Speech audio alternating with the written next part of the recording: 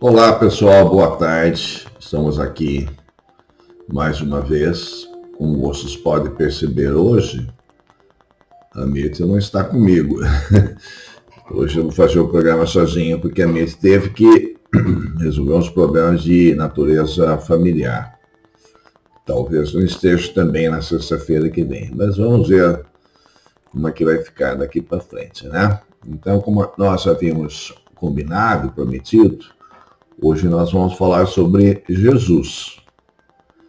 Não toda a obra dele, porque é um tempo escasso e é bastante complexa. Vamos falar alguns pontos interessantes da vida de Jesus. Quem foi esse ser maravilhoso, esse líder espiritual? Trazer alguns pontos bastante polêmicos. Aliás, tudo tem, uma boa parte que tem Jesus é polêmico, vocês sabem disso. Tem muita discussão, porque não tem quase nada escrito, retirando-se a Bíblia, o nosso livro sagrado, e documentos assim, quase nada. Você tem que, às vezes, muitas dúvidas, né? muita discussão, muita teoria, né? Mas vamos lá, né?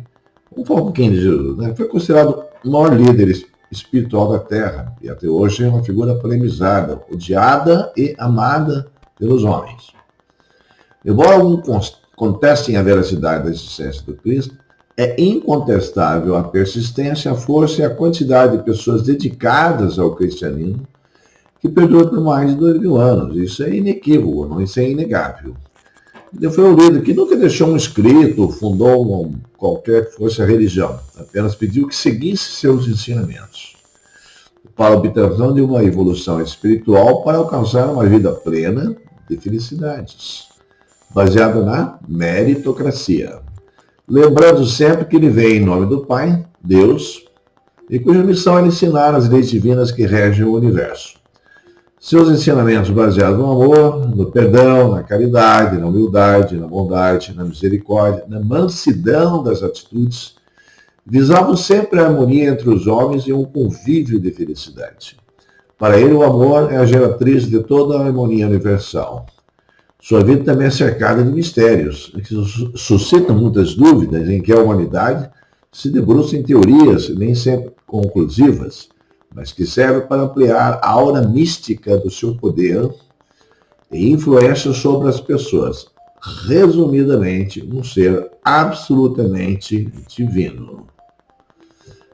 Um dos poucos documentos, vamos assim chamar de documento, bastante polêmico também, no livro há 2000 anos atrás, de Chico Xavier, em parceria, né, entre aspas, com o seu mentor, Emmanuel. Nesse livro tem uma carta do senador Públio Lentulus ao imperador Tibério César.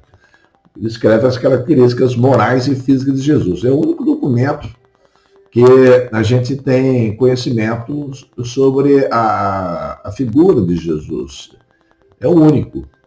Né? Foi contestada também a existência de Públio Lentulus, mas após algumas pesquisas mais extensivas, constataram que esse senador realmente existiu, né, na Roma, né, no período romano. Bom, do que se tratava essa carta, né? Vamos lá. Sabendo que desejas conhecer quanto vou narrar, existindo nos nossos tempos um homem, o qual vive atualmente de grandes virtudes, chamado Jesus, que pelo povo é inculcado o profeta da verdade, e os seus discípulos dizem que é filho de Deus, criador do céu e da terra, e de todas as coisas que nela se acha e que nela tem estado. Em verdade, ó César, cada dia se ouvem coisas maravilhosas desse Jesus. Ressuscita os mortos, cura os enfermos, e uma só palavra. É um homem de justa estatura, e é muito belo no aspecto, e há tanta majestade no rosto, que aqueles que o veem são forçados a amá-lo ou temê-lo. Tem os cabelos da cor amêndoa, bem madura. São estendidos até as orelhas, e das orelhas até as espáduas. São da cor da terra, porém mais reluzentes. Tem no meio de sua fronte uma linha separando os cabelos, na forma em uso dos nazarenos. Seu rosto é cheio, o aspecto é muito sereno, nenhuma ruga ou mancha se vê em sua face. De uma cor moderada, o nariz e a boca são irrepreensíveis. A barba espessa, mas semelhante aos cabelos, não muito longa, mas separada pelo meio. Seu olhar é afetuoso e grave. Tem os olhos expressivos e claros. O que surpreende é que resplandecem no seu rosto como os raios do sol, porém ninguém pode olhar fixo o seu semblante, porque quando resplende, apavora, e quando ameniza, faz chorar. Faz-se amar e é alegre com gravidade. Diz que nunca ninguém o viu rir, mas antes chorar. Tem os braços e as mãos muito belos. Na palestra, contenta muito, mas o faz raramente. E quando dele se aproxima, verifica-se que é muito modesto na presença e na pessoa. É o homem belo que se possa imaginar. É o mais belo homem que se possa imaginar. Muito semelhante à sua mãe, a qual é de uma rara beleza, não se tendo jamais visto por essas partes uma mulher tão bela. Porém, se a majestade tua, ou César, deseja vê-lo, como no aviso passado escreveste, dá-me ordens, que não faltarei de mandá-lo o mais depressa possível. De letras faz-se admirar de toda a cidade de Jerusalém. Ele sabe todas as ciências e nunca estudou nada. Ele caminha descalço e sem coisa alguma na cabeça. Muitos se riem vendo-o assim, porém em sua presença, falando com ele, tremem e admiram. Diz que tal homem nunca fora ouvido por essas partes. Em verdade, segundo me dizem os hebreus, não se ouviram jamais tais conselhos de grande doutrina, como ensina esse Jesus. Muitos judeus o têm como divino, e muitos me querelam, afirmando que é contra a lei de tua majestade. Eu sou grandemente molestado por esses malignos hebreus. Disse que esse Jesus nunca fez mal a quem quer que seja, mas ao contrário, aqueles que o conhecem e com ele têm praticado, afirmam ter dele recebido grandes benefícios e saúde. Porém, a tua obediência estou prontíssimo. Aquilo que tua majestade ordenar será cumprido. Interessante, né?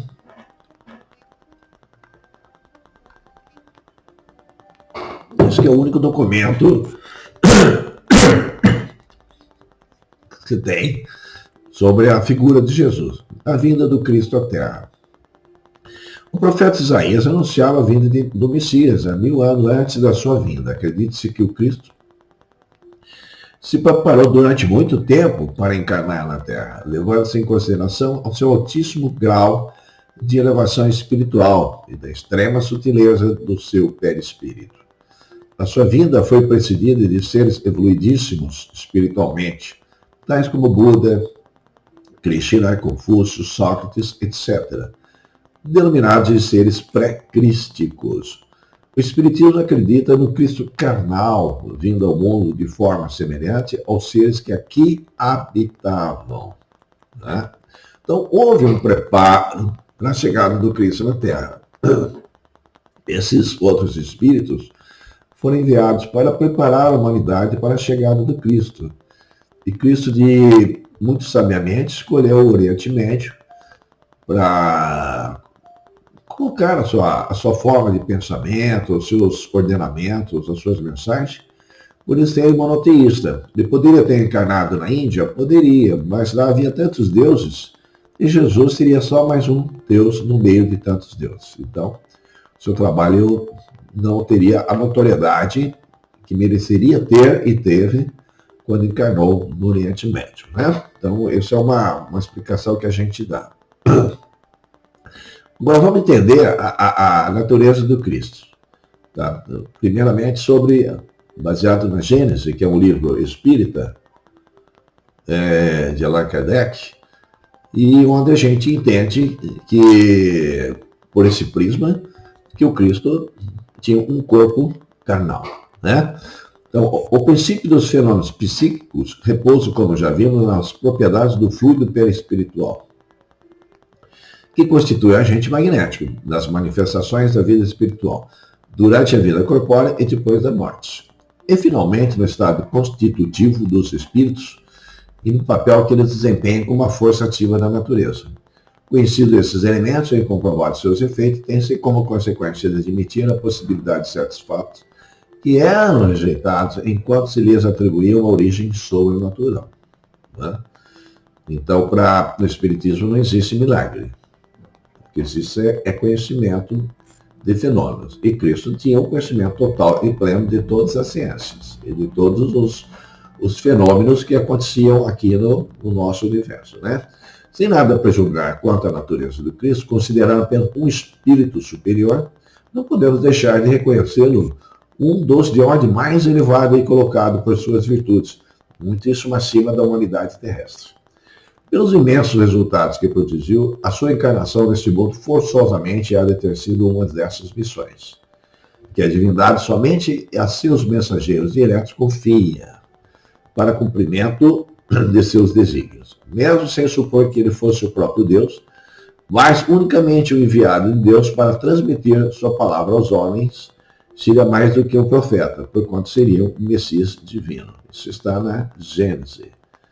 Embora se tivesse um corpo carnal, o seu espírito realmente, inquestionavelmente, era muito superior, era um espírito divino. Vamos continuar aqui. Como homem tinha a organização dos seres carnais, porém como espírito puro, desprendido da matéria, havia de viver mais na vida espiritual do que na vida corporal, de cujas fraquezas não era passível. A sua superioridade em relação aos homens não derivava das qualidades particulares do seu corpo, mas das do seu espírito, que dominava de modo absolutamente a matéria, e da do seu perispírito, tirado da parte mais quintessenciada dos fluidos terrestres. Isso está no capítulo 19, item 9 da Gênesis. Sua alma provavelmente não se achava presa ao corpo, senão pelos traços estritamente indispensáveis. Constantemente desprendida, e ela, de certo, lhe dava dupla vista, não só permanente, como de excepcional penetração e superior de muito a que de ordinário possuem os homens comuns. O mesmo havia de dar-se nele com relação a todos os fenômenos que dependem dos fluidos perispirituais ou psíquicos. A qualidade desses fluidos lhe conferia imensa força magnética, secundada pelo incessante desejo de fazer o bem. Ele agiria como um médium nas curas que operava. Poder-se considerá-lo poderoso médium curador? Não. Porquanto o médium é um intermediário, um instrumento de que servem os espíritos encarnados. O Cristo não precisava de assistência, pois que era ele quem assistia os outros. Agia por si mesmo, em virtude do seu poder pessoal, como podem fazer, em certos casos, os encarnados na medida de suas forças. O espírito, ao demais, ousaria insuflar-lhe seus próprios pensamentos e encarregá-lo de os transmitir. Se algum influxo estranho recebia, isso só de Deus lhe poderia haver. Segundo a definição dada por um espírito, ele era um médium de Deus. Então, ele falava diretamente com Deus. Né? Ele era uma espécie de um porta-voz de Deus. Né? Então, ele, embora ele tivesse uma parte carnal, o seu corpo, o seu espírito era absolutamente superior. Porém, vamos lá, né? Ainda sobre a natureza do Cristo, vamos complicar essa história. Tem no Espiritismo, tem uma parte que é dada a Rustem. Né? Rustem viveu na época contemporânea de Kardec, também escreveu muitas coisas sobre o Espiritismo, e ele traz coisas muito interessantes. Então, se tem uma linha espírita que trabalha com Rustem, acredita em Rustem. Então, a gente respeita isso também. Né? Embora, oficialmente, o Cristo, para nós espíritas, ele tenha um corpo carnal. Vamos lá. Para Rustem, Jesus houvera podido, unicamente por ato exclusivo da sua vontade, atraindo a si os fluidos ambientes, necessário constituir o perispírito, o corpo fluídico tangível, que vestiu para surgir no nosso mundo sob o aspecto de uma criancinha. Maria, porém, antes da sua encarnação, pedira por devotamento e por amor a graça de participar da obra de Jesus, atraindo pela emanação de seus fluidos perispíritos os fluidos ambientes necessários à constituição daquele perispírito, ou seja, o de Jesus. Dessa maneira, tinha que se verificar a sua cooperação, mas de forma para ela inconsciente, porquanto o estado de encarnação humana não lhe permitia lembrar-se. Assim, ao aproximar-se o momento final da sua gravidez, aos olhos dos homens, ela inconscientemente, mas ardendo no desejo de cumprir a missão que o Senhor revelara por intermédio do anjo ou um espírito superior que lhe for enviado, estabeleceu pela emanação dos fluidos do seu perispírito uma irradiação simpática que atraiu os fluidos necessários à formação do corpo fluídico de Jesus. Isso é de Rustem, tá? Está escrito na obra de Rustem. Então, resumidamente, para Rustem, Jesus não tinha um corpo carnal, ele tinha um corpo fluídico, tá? Um corpo espiritual. E se apresentava para nós, seres humanos, carnais, como se fosse um corpo material, mas na verdade ele não tinha esse corpo material. Então, essa é uma escola do Rustem, né? Rustem trabalha em cima dessa ideia. Ela, oficialmente, ela é refutada na doutrina espírita, oficialmente. Embora existam seguidores que aceitem a forma de pensar de Rustem.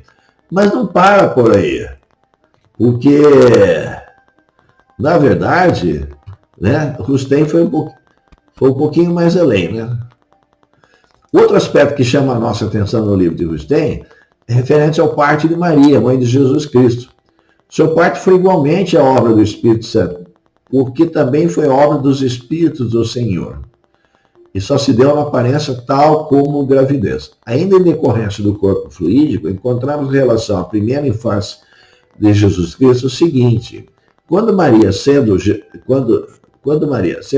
na aparência pequenino, lhe dava o seio, o leite era desviado pelos espíritos superiores que o cercavam de um modo bem simples. Em vez de ser sorvido pelo menino, que dele não precisava, era restituída a massa do sangue por uma ação fluídica que se exercia sobre Maria inconsciente dela. Então, nessa linha do Rustem, o Cristo espiritual não se alimentava. Ele aparentemente se alimentava. Bebia, comia, mas era só uma aparência. Na verdade, esse fenômeno não ocorria, porque ele era espírito. Né? Então, dentro da linha do Rustem. Mas, para complicar mais um pouquinho, agora vamos complicar de vez. Tá? Então, durante muito tempo, só um momentinho.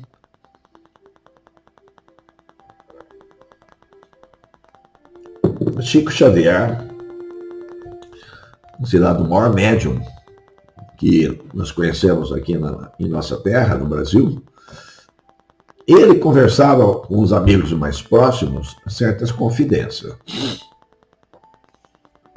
E ele confidenciava e pedia para que as pessoas não falassem de algumas conversas que ele tinha com eles, porque isso poderia fazer desacreditar no espiritismo.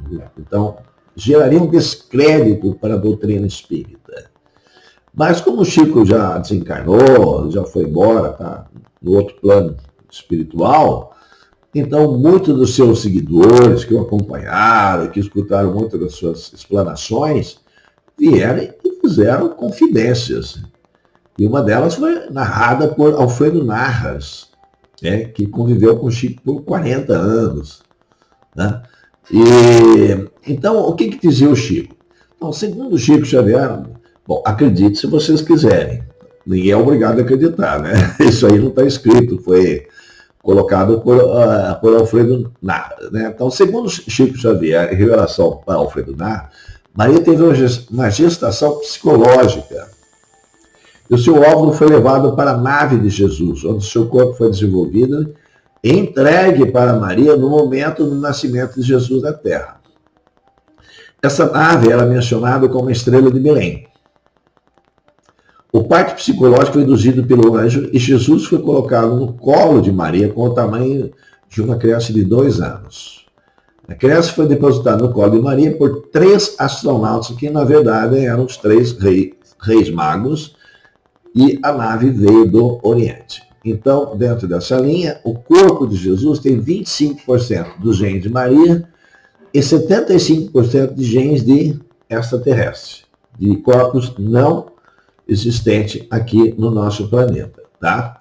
Então, por consequência, poderemos afirmar que o corpo de Jesus era híbrido, conforme relatado por Chico Xavier. Então, uma nova versão, um corpo carnal, um corpo espiritual e um corpo híbrido. Chico também revelou que os desaparecimentos de Jesus eram devido às suas idas a essa nave para análise das suas ações na Terra, com o propósito de reparejamento de suas atividades. Com a ida de Jesus para a nave, após a sua morte, entre aspas, ocorreram o fechamento de muitos portais na Terra, a fim de evitar interferência de outras civilizações. Para Chico, a ufologia tem que ser aceita para entendimento de muitos fatos ocorridos na Terra.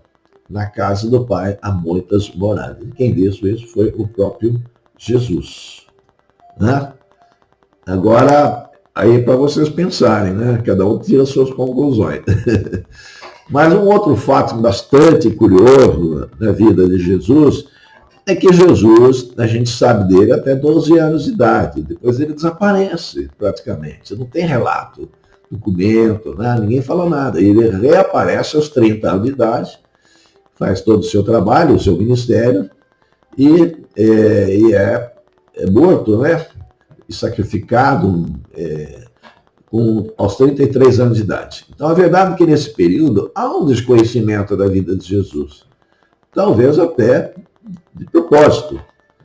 Há muitas especulações sobre isso, como dizendo que ele tinha vivido no Egito, estudando, até mesmo vivendo com os essênios, se instruindo com esse povo. Então, tem muita especulação nesse sentido.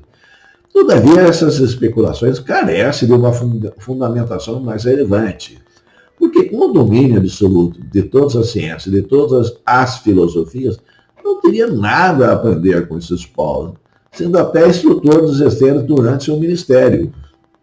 Jesus não veio para aprender. É isso que nós temos que entender. Jesus veio para ensinar. Jesus veio pronta. Era um espírito de uma evolução assim inimaginável para a nossa mente. É absurdamente superior a nós. Ele não ia aprender com a gente. Então, isso fica difícil de a gente aceitar. O que se sabe, de fato, é que ele trabalhava com seu pai como carpinteiro. Todavia, a palavra grega tecton, que é citada na Bíblia, foi traduzida para o português como marceneiro ou carpinteiro. Correto, pessoal? No entanto, o termo usado para descrever São José nos textos gregos antigos não deixa claro o ofício que ele praticava. A palavra grega pode significar artesão ou qualquer profissão de trabalho braçal. Especula-se até que José era construtor e pertencia ao que hoje chamamos de classe média. Mas, resumidamente, né, Jesus, com o seu pai, exerciam trabalhos braçais pesados. Isso ninguém questiona, ok? E, consequentemente, Jesus tinha uma compreensão forte, e não com aquela figura raquítica que nos foi apresentada pela igreja durante séculos. A outra razão para acreditar que Jesus era um homem forte é devido ao fato dele fazer grandes caminhadas a pé para levar seus ensinamentos aos discípulos. Jesus andou muito a pé e descalço. Então isso não é para qualquer um, não. A pessoa tem que ter muita robustez física para fazer essas grandes caminhadas, né? Isso aí tem que concordar, né, pessoal? Outro fato bastante interessante que a gente gosta de ressaltar na doutrina espírita é a transfiguração, vamos assim dizer, uma manifestação da natureza divina do Cristo que ocorreu no Monte Tabor. 6 dias, segundo o texto evangélico, né? 6 dias depois tomou Jesus consigo a Pedro, Tiago e a João, seu irmão, e os conduziu em particular a um monte muito alto, né? E transfigurou-se diante deles, e seu rosto resplandeceu como um sol, e suas vestes se tornaram brancas como a luz. E eis que lhe aparecem Moisés e Elias falando com ele. E Pedro, tomando a palavra, disse a Jesus: Senhor, bom é estarmos aqui. Se queres, façamos aqui 3 tabernáculos, um para ti, um para Moisés e um para Elias. E estando ele ainda a falar, eis que uma nuvem luminosa os cobriu. E da nuvem saiu uma voz que dizia, este é o meu filho amado, em quem me comprazo, escutai-o. E os discípulos, ouvindo isso, caíram sobre seu rosto e tiveram grande medo. E aproximando-se, Jesus tocou-lhes e disse, levantai-vos, não tenhais medo. E erguendo eles os olhos, não viram senão a Jesus. E descendo eles do monte, Jesus lhe ordenou, dizendo, a ninguém conteis a visão, até que o Filho do Homem seja ressuscitado dos mortos. Está em Mateus, capítulo 17, versículo de 1 a 9. A transfiguração do Cristo é uma das mais belas cenas narradas no Evangelho, que, segundo a tradição, aconteceu 40 dias antes de sua crucificação. É fenômeno claramente explicado pela doutrina espírita, tendo como base as alterações ocorridas nas propriedades do perispírito, as quais se refletem no corpo físico automaticamente. Podendo o espírito operar transformações na contextura do seu envoltório perispíritico, irradiando-se esse envoltório em torno do corpo, tal qual uma atmosfera fluídica, para produzir-se na superfície da mesma, do corpo, um fenômeno análogo ao das aparições. Pode a imagem real do corpo apagar-se mais ou menos completamente sob a camada fluídica e assumir outra aparência, ou então visto através da camada fluídica modificada. Os traços primitivos podem tomar outra expressão. Se saindo do terra a terra, o espírito encarnado se identifica com as coisas do mundo espiritual, pode a expressão de um semblante feio tornar-se bela, radiosa e até luminosa. Se, ao contrário, o espírito é preso de paixões más, um semblante belo pode se tornar um aspecto horrendo. Né? Então, os espíritos mais bonitos são bonitos, não são feios. É isso que a gente sabe. E o espírito feio, normalmente, é o espírito que tem preso em paixões inferiores. Então, o rosto do Cristo, de Maria, dos anjos, são fisionomias maravilhosas. Porque aquilo que é superior, que é mais bonito, é belo, não é feio. É isso que a gente tem que entender. Então, Jesus era uma pessoa linda, maravilhosa, fisicamente se apresentando a nós. E não poderia ser de outra forma. Como é que ele iria nos convencer se ele se apresentasse com uma configuração bastante feia, né? Ao invés de atrair as pessoas, ia criar uma repulsa sobre em seus discípulos, né? Então, eu acho que para a gente mentalizar aqui, trazemos algumas reflexões sobre o Cristo, a gente pensar durante essa semana, né? Vamos lá. O fato de Jesus falar com a multidão em ambientes naturais, fazendo-se ouvir por centenas de metros, não é um fato que um simples humano consegue fazer. Lembre-se que naquela época não tinha alto-falante, não tinha aparelho de som. Então, acredite-se que o magnetismo da sua voz permitia que a sua voz atingisse longas distâncias. Depois que ele subiu ao morro e por centenas de metros, as pessoas conseguiam entender. A sua aparição do Monte Tabor, onde se transforma em luz, também não é algo que o ser humano consiga fazer.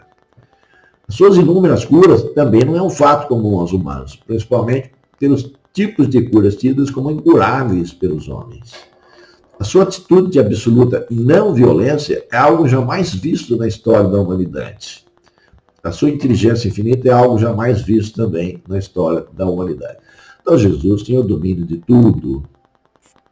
Ele era um ser completamente superior a todos nós. Por isso que nós o chamamos de o Divino Mestre.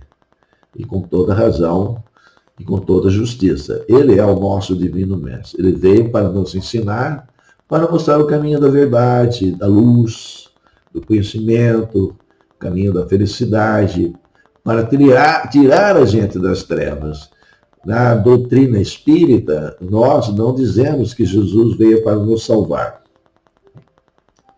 Seria muito fácil, seria até um pensamento infantil. Jesus veio nos salvar, eu posso errar, eu posso cometer erros, ou pecados, como chamado em outras religiões, porque não estão salvos. Então isso não é uma verdade, né? Então Jesus quer que a gente se transforme. E nós estamos salvos sim, porque nós um dia, mais dia ou menos dia, nós chegaremos a um patamar de evolução superior. Então, nesse sentido que ele veio nos dizer que estamos salvos. Mas para a gente atingir esses patamares mais evoluídos, nós precisamos do esforço nosso, das nossas modificações, das nossas melhorias espirituais. Por isso que Deus e Jesus se assentam em cima sempre da meritocracia. A gente não recebe nada fora do mérito. Não existe dom, Deus não dá nada para a gente. Porque, eu gostei mais de você que do outro. Não, Deus gosta de todo mundo de forma igual.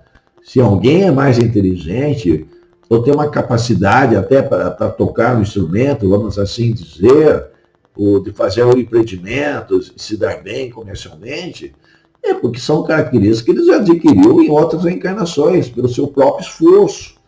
Ele tem o mérito disso aí. Então isso é meritório. Tá? Deus deu apenas 2 dons para a gente. O primeiro é o da vida, esse é um dom, ele deu. O segundo é da liberdade, do livre-arbítrio. Isso ele nos deu e nunca tirou. Por mais erro que nós possamos cometer, o Deus não tira isso da gente, porque é através do livre-arbítrio que nós aprendemos. Errando que nós aprendemos a corrigir os nossos erros e acertar. Certo, pessoal? Então, por hoje, a mensagem foi dada. Semana que vem, provavelmente, vamos trabalhar um pouco sobre doenças mentais e a visão voltada na psicologia e também o lado espiritual, que é muito importante. Hoje em dia, a gente não trabalha somente com o lado clínico, né? Não que ele não seja relevante, ele é extremamente importante. Mas hoje em dia, a gente procura trabalhar com o lado clínico e o lado do tratamento espiritual. Ok, pessoal? Então, por hoje é só. Paz e bem para todos vocês.